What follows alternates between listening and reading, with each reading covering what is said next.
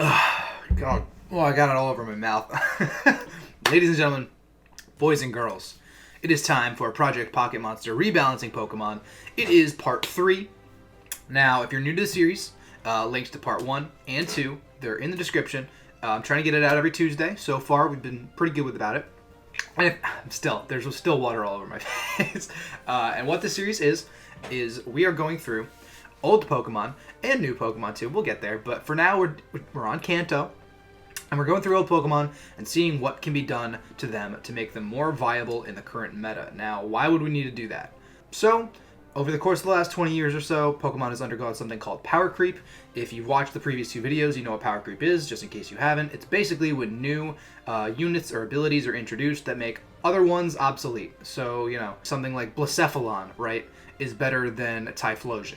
Like they're both offensive fire types, but one of them has a secondary typing, one of them has a better ability, and because, it's been 15 years or so since Typhlosion was introduced to when Blacephalon was introduced, Typhlosion's now just completely irrelevant. So right now we're going through Kanto. The assumptions that we are making when we're doing these changes, though, there are some rules that we have to follow. So the first thing, we're not changing the type chart. We're not changing any type matchups. What this means is fire is still super effective against grass. All the immunities are still the same. Nothing, we're not making, let's say, a rock super effective against steel. Like, it's always going to be not very effective against steel. We're not changing the effects of abilities. So you look at something like Early Bird or Keen Eye. Those abilities are bad, but we're going to keep them bad. We're not going to change how abilities function, any sort of multipliers, anything like that. We're not changing the base power or power points of moves. All the moves are going to stay the same. And probably the biggest one, and the one that I like to keep to the most, is that changes have to fit thematically. Now, what does thematically mean? Well, so changes have to make sense based on previously established lore and Pokédex entries with the Pokemon. Now, the example I gave in the last video, and I'm going to use it in this video too, is giving Charizard Storm Drain. Now, yes, it would make Charizard a better Pokemon because it would, negate its weakness to water, and it would boost its special attack, making it better. However, lore says that Charizard would not like to take a water type attack, so we're not going to give it Storm Drain because that doesn't make any sense. Every sort of change that we make has to make at least a little bit of sense, or actually has to make a lot of sense. But we're going to take some liberty. We're going to have fun with it. Keep in mind, before we get into it, that all of this is for fun. None of this is definitive. If you want to change Pokemon any other way, let me know in the comments. I love talking about it. I love discussing, theory craft and that kind of thing. Like, oh, this is how I would change this Pokemon, or oh, I'd make this ability do this, or whatever it is. Let me know. We'll talk about it. So, let's see. Last video we left off with the Sandslashes. We left off with the Alolan Sandslash, and the next Pokemon up on our list is Nidoqueen. Now, Nidoqueen's interesting because we're not changing Nidoqueen. Nidoqueen, I think, is a totally fine Pokemon. It's a little bit more defensively oriented than its, sibling, Nidoking, or husband. I'm not even going to get there. But yeah, Sheer Force, obviously, really, really good ability. Poison Point and Rivalry aren't so great, but Nidoqueen can be a rocker. She could be, defensive. She can be offensive. You could even run a Scarf Nidoqueen. It doesn't even matter. It's a pretty good Pokemon overall. It gets Toxic Spikes, gets Rocks. A lot of coverage. Bolt Beam coverage. Poison Ground, unique typing. Just in case you want that Poison Ground ability to do, to have these defensive traits, but not have to sacrifice defense to run Nidoking. Does that make any sense? They're both pretty good, which is what I'm getting to. Nidoking is that smaller? No, this is equal size. Okay, I'm bugging out then. Nidoking's also very, very good. You look at its attack stat. It's not usually using its attack stat. Usually it runs a Life Orb, Sheer Force, special attacking stat with, like Sludge Wave, Earth Power, Thunderbolt, and Ice Beam. I had a Bolt Beam combo. But it's still a very, very solid Pokemon. It's got some defensive utility. It's like Nidoqueen. It gets Stealth Rocks and Toxic Spikes, so just in case you want to shake things up a little bit. It does hit harder than Nidoqueen, though, so that's a positive it has going for it. With the addition of fairy types and all that sort of stuff into the meta, Nidoking has gotten pretty freaking good. It's pretty decent speed tier, pretty good, solid all-around Pokemon, and I don't think that it needs to be changed. Remember, we're not breaking every Pokemon. We are simply shortening the distance between the ones that are very good and the ones that are very bad. The idea is to find a niche for all of the Pokemon. And Nidoking has a very, very solid carved out niche for itself. Same thing with Nidoqueen. The next Pokemon up, which is another one we're not going to change, obviously, because if you follow any sort of competitive Pokemon, you know that Clefable is really good. I mean, I shouldn't even have to say that. Clefable is one of the most overused Pokemon ever since it got a fairy typing in Generation 6. Magic Guard, Unaware, not being able to be taking damage from Toxic, Will-O-Wisp, reliable recovery, ability to run a calm mindset. Like, Clefable is just... For some reason, Clefable is so good. And it doesn't even have, like, outrageous stats either. You know what I mean? Like, 95 HP, 90 special defense, and 73 regular defense. Doesn't scream, like, OU defensive wall, but because of Unaware, it's able to shut down setup sweepers. It walls a ton of things just because it's a fairy type. Doesn't take any damage, so there's also this unpredictability factor to Clefable. It's never going to run Q-Charm, granted, but it can basically select between Magic Guard, Unaware. Got a whole lot of diversity. I don't even need to talk anymore about why Clefable is so good, because it's just Clefable. It just is. It's never going to not be good at this point. And it's only going to get better, I think, which is sort of scary to think about. In that same sort of sense, we come to Ninetales. Now, there's a big gap between the last Pokemon we changed, being Alolan Sandslash, and the current Pokemon we're going to change. I'm opting not to change Ninetales at all. Being a drought setter, having pretty decent speed, pretty decent special defense, the ability to set up with nasty plots, and the ability to hit water types immediately with solar beams and the sun. Very, very good tools for Ninetales to have. Sun is probably the weakest weather, but again, we're not changing moves effects. We're not changing how the abilities function. We're not changing how Sun interacts with a lot of Pokemon. So Sun probably is the worst weather at this point, but nonetheless, Ninetales is a very, very good setter of it. Doesn't have the same defensive utility as Torkoal, but it does have a really good speed tier, and it also can set up probably like a lot better than Torkoal does. Flash Fire is also a not bad ability, but you pretty much always run Drought with Ninetales, in combination with some Chlorophyll user or even another fire type that could just break super heavy in the sun. And that brings us to Alola Ninetales. I'm telling you, not all the time. This is going to happen more as we get further and further into the generations. We're going to go long stretches of Pokemon that I think are completely, totally fine as they are. Again, balance isn't... It's not bringing everything to 500 base stat total. It's not making everything broken either, not making everything ridiculous. It's simply pulling up the Pokemon that have no niche and giving them some sort of competitive viability in any sort of sense. Give it the smallest niche possible, you know? And Alola Ninetales is a Pokemon that, I mean, is very good. It's got Snow Warning, it's got Snow Cloak. You're never going to run a Snow Cloak. Again, it's UUBL right now.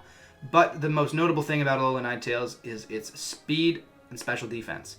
Now, because it has Snow Warning, obviously, and it also has Aurora Veil, it serves as one of the only Pokemon with Abomasnow and Vanillix that can come in, can set up an Aurora Veil in one turn instead of having to run like Hail in a move set or a move slot, excuse me. And it's just very good. It's one of the only setters of Aurora Veil. Aurora Veil itself is so good, and it actually makes Hail, in my opinion, the third best weather. It puts it over Sun for me. I think Sun's probably the worst. Being a setter of Hail, also you benefit Slush Rush Pokemon. You get chip damage on the opposing team. Now, it may hinder your own team if you're not necessarily running a Hail team, but, it's offset by the Aurora Veil that you get from it. Ice Fairy, super good typing.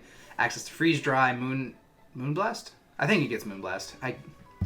Let's find out. Let's find out if it gets Moonblast. I'm pretty sure it gets Moonblast. It does get Moonblast. Okay, cool. I just wanted to make sure.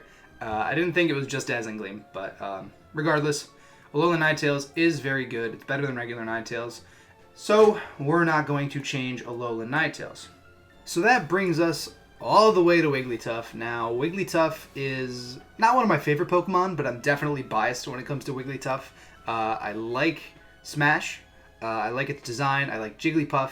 I like Hungrybox. If you know who Hungrybox is, he's a professional Smash player. We threw a tennis ball one time when I was like 14 years old. I was at ROM 6. Hbox, if you're watching this video, shout out you guy. You're pretty cool. I also saw you get a crab thrown at you, which I'm sorry to hear that. I was a pound as well. Anyway, so Wigglytuff, pretty okay Pokemon. Definitely not very good. You look at its stats. First thing you notice, ginormous, humongous HP. Bad defenses. Also some bad speed. It was gifted with a fairy typing in Generation 6, but it hasn't really done a lot for it. Wigglytuff sort of suffers from Generation 1 syndrome, where relatively plain design, really, really good move pool. Wigglytuff gets rocks, it gets Wish. Generation 8 have Wish Teleport with booties. It's actually not bad. And it also gets a whole bunch of coverage moves, being a normal type from Generation 1. But its stats are pretty lackluster. Competitive is pretty good because you can switch in on Intimidate users or Sticky Webs. You can get a boost to your special attack. And Frisk is actually relatively underrated. But I think that to make Wigglytuff actually usable over other fairy-type clerics, wish passers, whatever you want to call them, I think that we need to get rid of Cute Charm. And I think we need to tweak its stats just a little bit. So I propose we get rid of Cute Charm for Fluffy. Now, Fluffy is... Previously, it was Beware's signature ability. I believe only Beware has Fluffy. I'm not sure if Double has Fluffy or not. Don't quote me on it. It actually might have Fluffy. It's pretty new. But, yeah, so Fluffy basically makes it so that Wigglytuff takes half damage from all contact moves. And by extension, it sort of boosts its defense. Straight up it doubles its defense. Which makes Wigglytuff able to take a lot more hits. Even with a gigantic HP stat like that, 45 defense and 50 special defense means that Wigglytuff will not get an opportunity to take more than probably 2 hits in an entire game unless you're fully invested in either defense. In which case you could just switch out into something else to deal with Wigglytuff's other defense. Because of that, it can't really Wish Pass. It works pretty well as a lead rocker or, back pocket sort of wall, but it's not really that great. Yeah, as for its stats, I want to add a little bit more. Wigglytuff has a base stat total of 435, which I think is actually pretty bad. I mean, that's not that I think, it just is pretty bad. I want to give 5 to its special attack, boost it all the way up to 90. I want to add 10 to its special defense, sort of round out it a little bit more so that it's able to function as a specially defensive, not wall, but especially defensive maybe pivot with Wish, with Teleport. And especially if it has Fluffy, it doesn't really need help on the physical side any more than it already has. So in case you wanted to run Frisk or competitive, you can run Wigglytuff specially defensive, and you can sort of boost its special defense stat. 60 base special defense is a lot better than 50. And finally, I want to give it 20 points into its speed stat, putting it at 65. 65 is not very fast, but 45 is absurdly bad. And I think that, Wigglytuff only has these sort of bad stats because it's a Generation 1 Pokemon. Because it's, because that's just it. Pokemon had bad stats back then. So boosting them up a little bit, it doesn't change how Wigglytuff plays. It just lets it hit a little bit harder, potentially take a hit on the special side a little bit better, as well as outspeed certain threats that I think it should be faster than. Now, as far as the moves I want to give Wigglytuff, I don't need to give Wigglytuff anything. Except for Moonblast. Yes, Wigglytuff does not get Moonblast. You heard me right. It is a fairy-type Pokemon who evolves from a Moonstone, who does not get Moonblast. So please, Game Freak, if you're listening, of course you're not, but if you happen to be, give Wigglytuff Moonblast in Generation 9. It's so dumb that this Pokemon is literally a fairy-type who evolves from a Moonstone and doesn't get Moonblast. I think that's really all Wigglytuff needs, just simply because, now it can outspeed things, takes a little bit of hits better. It can be run defensively or special defensively, and it has 3 pretty decent abilities that sort of can come in handy situationally. Teleport, Wish Passer, Stealth Rocker. Wigglytuff can do it all. It just needed a little bit of a boost, I think. Yeah, so that brings us to Vileplume. And Vileplume was already a pretty good Pokemon with the addition of Strength Sap in Generation 8. I think it got it in Generation 8. Correct me if I'm wrong. It actually got buffed a significant amount. Being a grass poison type, it's actually a pretty decent defensive typing. You see it with a Moongus, you see it with Mega Venusaur, and you sort of see it to a lesser extent with Vileplume. Its stats are actually pretty good. It doesn't need to be fast to do what it does. Base 110 special attack is pretty solid, and 75, 85, 90 defenses is pretty good because you can run it pretty much any way. Most of the time you're going to run a physically defensive Vileplume, but, you know, we're going to change Vileplume up just a teeny tiny bit. We're just going to give it access to a couple of things. I think all Pokemon should have 3 abilities.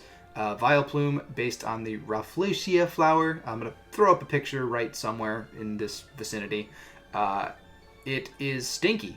This is a stinky flower. It's based on a really pungent, gross, giant jungle flower. And because of that, I want to give it Stench. Stench gives, I believe, a 10% chance for any move it moves to flinch. Now, this doesn't do anything for it competitively. I already think Vileplume's kind of a fine Pokemon as it is. Effect Spore is very good ability for the role that it provides in checking certain physical threats. Could, you know, sleep, could paralyze, could poison. I always forget that Effect Spore can poison. And Chlorophyll, while not necessarily coming in handy because there's a ton of better Chlorophyll users, I'm just going to leave it there because Vileplume is already pretty decent.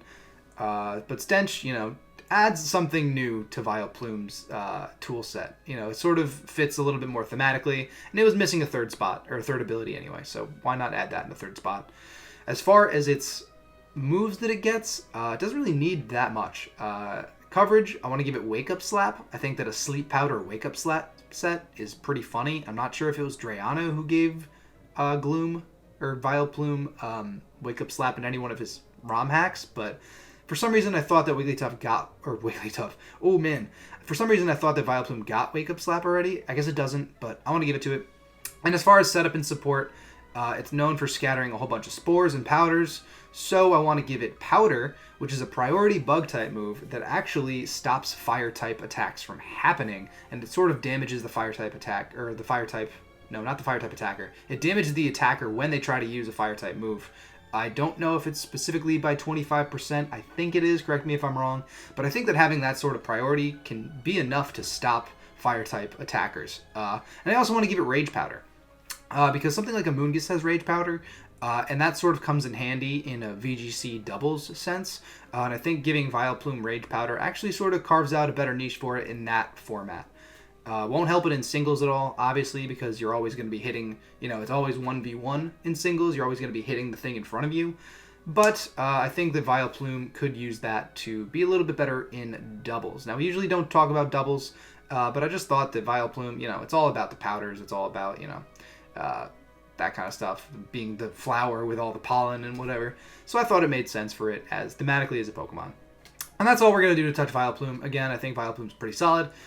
But this next Pokemon, this next Pokemon needs a lot of work. Okay, let's just get right into it then. Let's get right into my man. I need a little bit of caffeine for this one because it's going to be a long one, boys. Look at how that interacts with my green screen. That's so funny. Sponsor me, Mountain Dew, please. Parasect. Okay. So, Parasect is and always has been a very, very bad Pokemon. This is because of a lot of reasons. Its bug grass typing sucks. It's 4 times weak to fire, 4 times weak to flying, it's weak to ice. I mean, it's got a whole bunch of other weaknesses. It's weak to rock, it's weak to, by extension, then stealth rock. So many things are just going wrong for Parasect on the typing front. Bug, grass together, they don't have great coverage. There's so many things wrong with it. Its stats are pretty bad. Its best stat is its base 95 attack stat, which isn't any sort of very good, like, at all. The rest of its stats are totally lackluster. It only has base 405 stat total, which is actually, like, right around the point of a not fully evolved Pokemon. Think like Girder, think like Machoke, think like, you know, Ivysaur, Crocodile, all those Pokemon. They have around like 405, 410. I think. I mean, it's not fully evolved. That's not fully evolved territory. That's pretty freaking bad. On top of that, while Dry Skin and Effect Spore are both pretty good, Damp's not very good, and Effect Spore doesn't really come in handy. Literally, the only thing that Parasect has going for it at this point, as a Pokemon, is its access to Spore. Spore is a very, very good move. It's 100% sleep chance, but it is Parasect, so it's with its base 30 speed, it probably doesn't even get a chance to use it. So there's a number of things that I want to do to Parasect. Right off the bat, I'm just going to take some time, because there's oh my god. Okay. So I want to make Parasect, and this thematically works. I want to make Parasect a bug ghost type. Now, hold on, before you're like, wait a minute, this doesn't make any sense. So the mushroom on Parasect's back, it has basically killed the bug underneath. Yes, the mushroom is, it is the grass portion of Parasect, but it's more like a living parasite. It's controlling Parasect's mind. It has no free will of its own. The bug underneath is pretty much dead. This bug ghost typing means that Parasect is, it's defensively better. Now it could be a spin blocker, and while it's still weak to knockoff, it's still weak to stealth rocks, it's not 4 times weak to fire. We're keeping Dry Skin, so it can absorb water-type moves. It can check certain threats that carry water-type attacks, but not dark-type attacks. A whole bunch of things are going for it now. I believe the only other bug ghost is Shedinja at this point, who has Wonder Guard, and it's kind of a meme. We'll get to Shedinja and Hoenn. We'll get there. But yeah, so bug ghost definitely shakes Parasect up a little bit, makes it a little more unique, a little more usable, and still having access to Spore while not being a grass type also makes it pretty unique. So, as far as its stats go, I want to give 20 to its HP, bringing it up to a total of 80. I want to put 10 more into its attack, and 15 into both defenses. And you're like, oh, that's a pretty hefty stat increase. And yes, it is, because it's going from 405 to 465. Now, this brings Parasect's bulk from 60, 80, 80 to 80, 95, 95. Making it a lot better as a defensive Pokemon, able to sit there, able to get in things way more. You can run it physically defensive, you can run it specially defensive, and all that sort of stuff. Now, I also thought it would be very interesting, because thematically, mushrooms, it's poisonous, it's parasitic, but they have this sort of relationship. I thought it would be interesting to instead keep Dry Skin and Effect Spore, but get rid of Damp for Poison Heal. There are other, obviously there are other non-poison type Pokemon that get Poison Heal. I don't think there are any poison type Pokemon that get Poison Heal, so, but Gliscor gets Poison Heal, Breloom gets Poison Heal, and Breloom itself is a mushroom Pokemon, so I was like, okay, well, I think it makes actually a lot of sense for Parasect to get Poison Heal.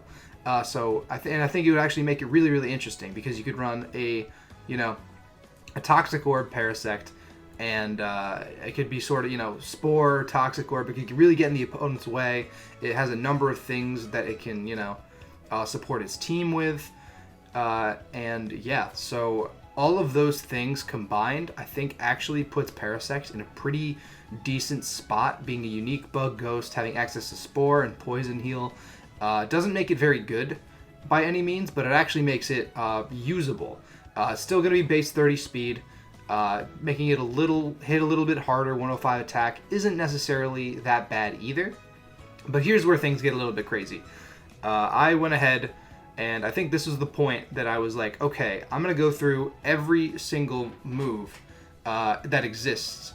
And for the other previous Pokemon, like Sandslash, like Wigglytuff, like Vileplume, like the ones we covered, not very long ago, I just sort of thought them off the top of my head. I thought, okay, well, Wigglytuff doesn't get Moonblast, so let's give it Moonblast. With Parasect, I started actually going down the entire list and thinking, okay, what can we give this thing?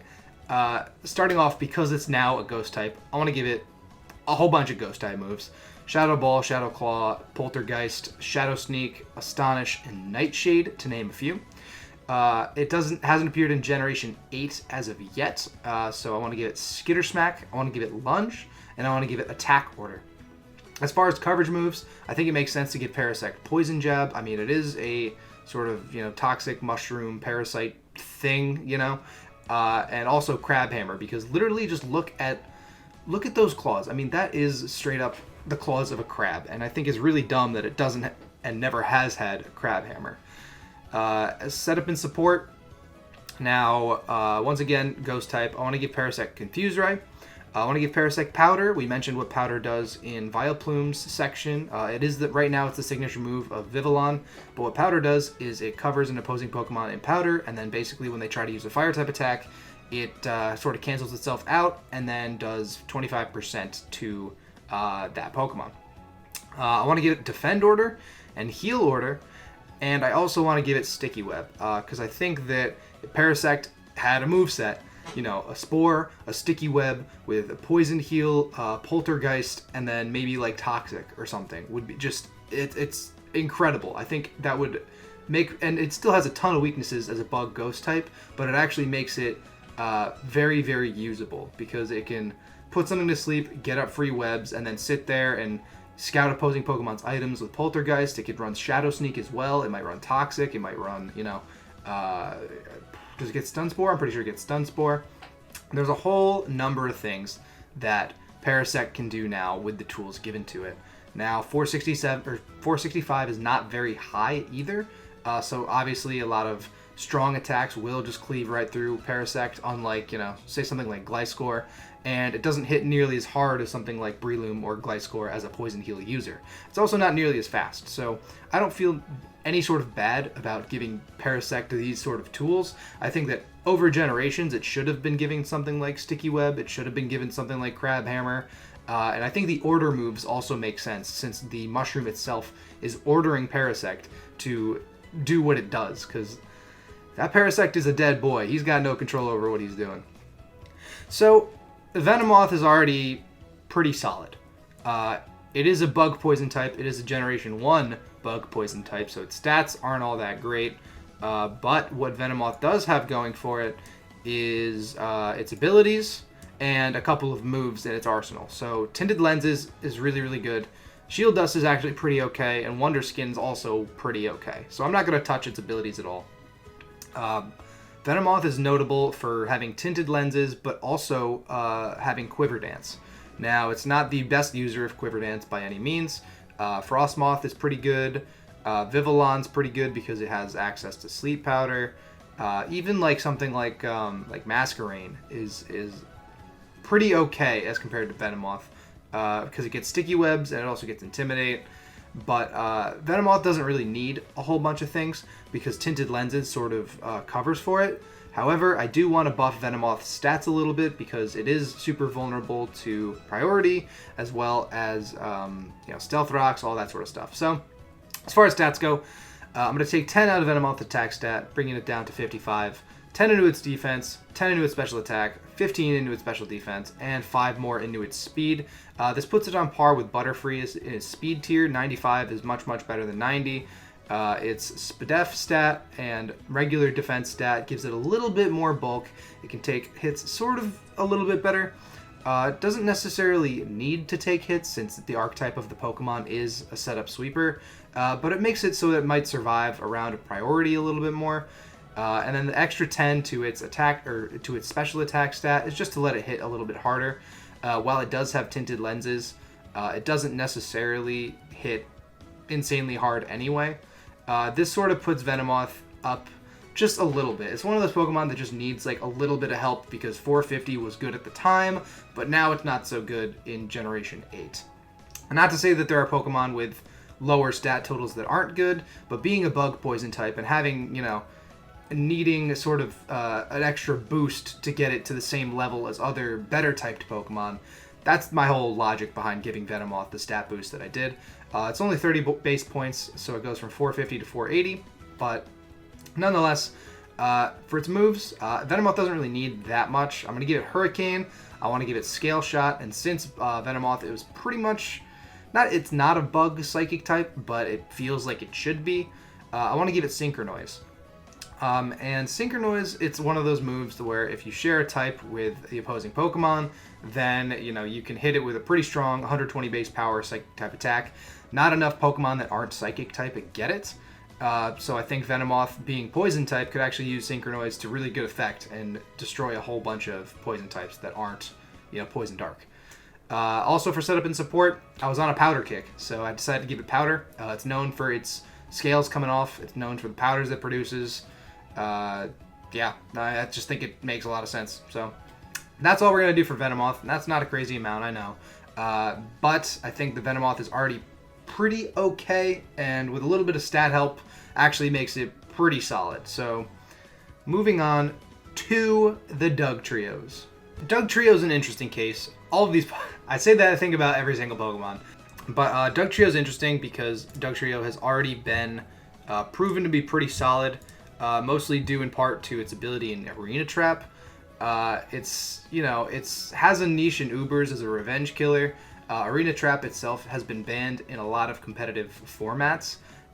Being this fast, 120 base speed, 100 base attack, and having Arena Trap means that Dugtrio can live a hit and fire back with some earthquakes. Make sure that it's actually used to counter like Primal Groudon. I think like a Focus Sash Dugtrio comes in on a Groudon that doesn't have any sort of rocks up, and it can 2-tap it with Earthquake, I believe, which is pretty freaking cool if you ask me. To be this tiny little 3-headed mole thing and being able to one-shot one of the most powerful Pokemon in the entire game, or two-shot one of the most powerful Pokemon in the entire game. But I digress. But since Arena Trap is banned, I thought it would be really interesting to sort of retweak Dugtrio to have have to do with switching out as well as opponents switching in. It has to do with the arena and how Pokemon go in and out of it. In that sense, I know that doesn't make any sense as I'm just saying it, but I want to give Dugtrio a little bit more bulk. Its HP being base 35 is just really, really sad. 50 and 70 special defense also isn't very good, but I'm not going to touch those at all. I just want to give it 25 points to its HP stat, and I also want to give it 6 into its speed. Yes, 6, because this puts it above base 125s, most notably Weavile. And Weavile already gets Ice Shard, so it can already one-shot Dugtrio anyway. But at the same time, 126 puts it slightly over the edge of a bunch of Pokemon. Puts it over the edge of something like Greninja. Puts it over the edge of Thundurus? Landorus? What? I don't know any of the Genie's speed stats. They all sort of blend together because the Therian forms and everything. But anyway, 6 more into its speed, because it could use the ability to outrun more threats, since, as power creep has happened, speed tiers have gotten faster. You look at something like Zorora, you're like, oh wow, like this Pokemon is base 140, something, it's crazy. So Dugtrio is no longer even close to the fastest thing around, and I'm going to leave the rest of its stats the exact same. Now, I was mentioning before how I want to make Dugtrio sort of based around the idea of switching or not switching out. Now, the biggest changes I want to make are changing its ability Sand Veil, which I've previously expressed some sort of distaste to, mostly due to the fact that Evasion is just super dumb, and it's banned in competitive anyway. I want to change Sand Veil to Stakeout, which actually doubles damage on opposing Pokemon when they switch out, and the thing comes in. This keeps Dugtrio's role as like a pseudo trapper and makes the opponent consider whether they're willing to take a high-powered attack due to a switch. Currently, Stakeout's only on Gumshoes, but Gumshoes is pretty slow, but I think Stakeout actually makes Dugtrio really, really cool. And being only base 100 attack, you could potentially stay in and live a hit against a Dugtrio, and you'd be fine. But if you want to switch out and go to something that could potentially take it a little bit better, then it's going to hit a lot harder. I also want to give Dugtrio access to Parting Shot and Pursuit, so it can still support its team and stick around further into the battle with some sort of pivoting. I think this sort of makes sense because Dugtrio is a mole, and I think sort of like Whack-A-Mole, they come out of the machine, sort of taunt you and then go back in. I think that's what Dugtrio would do with Parting Shot. And once again, Pursuit just sort of sticks with this theme of punishing Pokemon for switching out and switching in the same sense that Arena Trap would do that, but since it's banned, we sort of have to make do with what we got. I also want to give Dugtrio access to Land's Wrath because why not? It is Zygarde's signature move, but we don't care about signature moves. We're not changing how the moves function. We're just giving Pokemon literally everything. Oh, also Lash Out. For reasons. Just because it's, Generation 8. Dugtrio's not back yet, I don't think. Alolan Dugtrio might be back. I don't know. I think it just makes sense for it to have. It gets Sucker Punch. It makes sense for it to get Lash Out. So if something stays in, tries to sit up on Dugtrio, it just sort of does the thing. It's not really competing for a move slot either. I mean, Parting Shot, Earthquake, maybe like a Toxic, Lash Out, maybe a Reversal too. But it's just extra coverage for Dugtrio to have. So nothing crazy. On to Alolan Dugtrio. So where are we? There we are. Now, in the same boat, Alolan Dugtrio is pretty fast. It hits pretty hard. It's a little more bulky, which I think is super dumb. Like, they took 10 points from Dugtrio's speed and put it into its defense stat, and it still has 35 HP. And because I want to make Alolan forms, their base stat total is still the same, but I also want to sort of differentiate them in what they can do. I only want to change a couple things on Alolan Dugtrio. So, most notably, I want to give it the same 25 into its HP stat that I gave regular Dugtrio. 35 base HP is really, really poor, and giving it 60, having it be 60, 60, 70 defensively isn't going to do it any favors either. It's still weak to priority like Mach Punch, and it's actually neutral Ice Shard, but Vacuum Wave still could go down to a really strong like Sucker Punch or something like that. But instead of putting the 6 into speed, I want to put the 6 into its attack stat. And this sort of lends itself to, I want to make Alolan Dugtrio hit a little bit harder. Not a little bit harder, actually a lot harder than a regular Dugtrio. So, instead of getting rid of Sandveil for Stakeout, I want to get rid of Sandveil for Steely Spirit. Steely Spirit, it boosts its Steel-type moves and lets it function as a pretty powerful revenge killer because it's got a pretty good speed tier. And with that extra 6 points into attack, it just lets it hit a little bit harder too. Now, that doesn't change Alolan Dugtrio up a lot. I actually think Alolan Dugtrio is pretty underrated as a Pokemon, but the fact that it's now able to hit a little bit harder with this new ability, without Z moves, obviously, because this is a meta without Z moves, because sometimes Alolan Dugtrio would run a Z move just to really, really, mess something up, a really quick Corkscrew Crash or Tectonic Rage. Steely Spirit sort of compensates for that and makes it a little bit better, kind of a sort of a Steel-type nuke, if you will. As far as its additional moves go, same, I want to give it Land's Wrath, and I also want to give it Lash Out, but since I'm not making it thematically about the idea of switching out or switching in, being able to pursue Pokemon or Parting Shot or anything like that, I'm not going to give Alolan Dugtrio Pursuit or Parting Shot. I think those are pretty good tools just for regular Dugtrio. And, he doesn't need them as he hits already very hard. So that does it for Rebalancing Pokemon Part 3. We made it up to number 51, I believe, which is Alolan Dugtrio.